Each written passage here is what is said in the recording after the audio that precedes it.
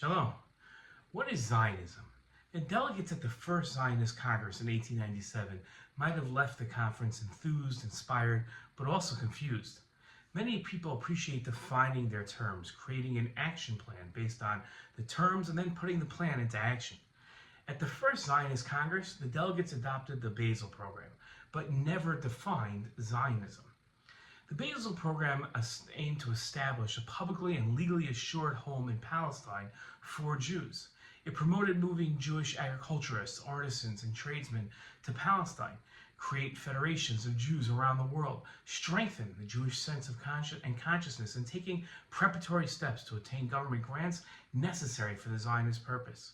These were ambitious goals for a people who hadn't enjoyed autonomy in their homeland in almost 2,000 years. Yet with all their plans, they neglected to define what they stood for and how they defined their movement. Delegates might have been somewhat confused at the lack of a clear definition of their movement, Zionism. While no official definition of Zionism has ever been declared for the movement, a consensus definition made up of 4 parts has spread throughout the world of Zionism. Zionism is the right of the Jewish people to self-determination in their historic homeland. This definition includes Jewish rights, the Jewish people, Jewish self-determination, and the historic homeland. These 4 components are not givens, and over the past 150 years, many have opposed 1, 2, or all of them. To fully appreciate the novelty of Zionism, one must appreciate the 4 components that went into its composition. The idea of Jewish rights to self-determination in the land of Israel is confusing for a 21st century world focused more on progressive values than national rights. The entire notion of an ancient people rejuvenating itself and gathering its people from all 4 corners of the world to establish a state after a 2,000-year absence seems archaic and otherworldly to this generation. The people of today's time see little value in one's ancestry or place of origin. To be taken seriously, Zionism needs to demonstrate its relevance in a modern era. Zionism is premised on the principle that just as individual human beings have innate rights, so do the groups that individuals form to unite themselves as a nation. Nations, just as much as individuals, have innate rights. These rights aren't earned, but come automatically when the group of individuals unite together.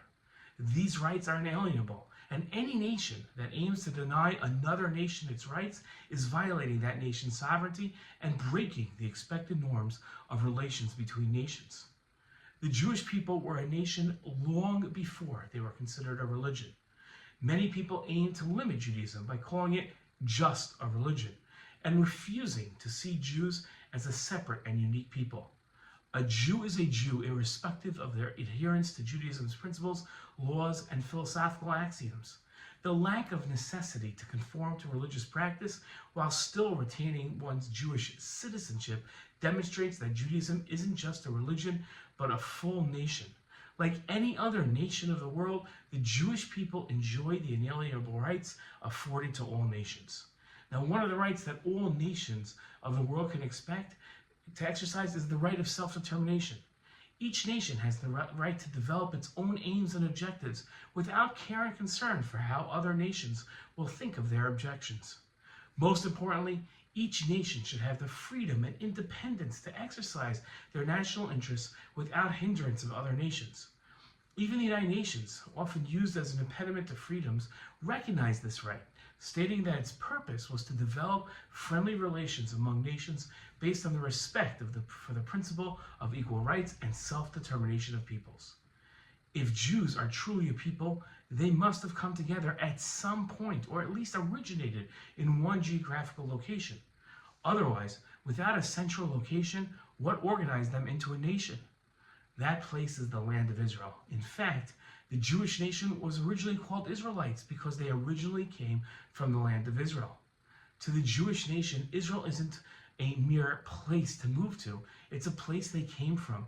A sound argument alleges that the Jews are the indigenous people of the land of Israel. Zionism isn't a new movement that strove to establish a revolutionary idea in the world. Zionism was an ancient movement, buried deep in the heart and ambitions of every Jew for millennia.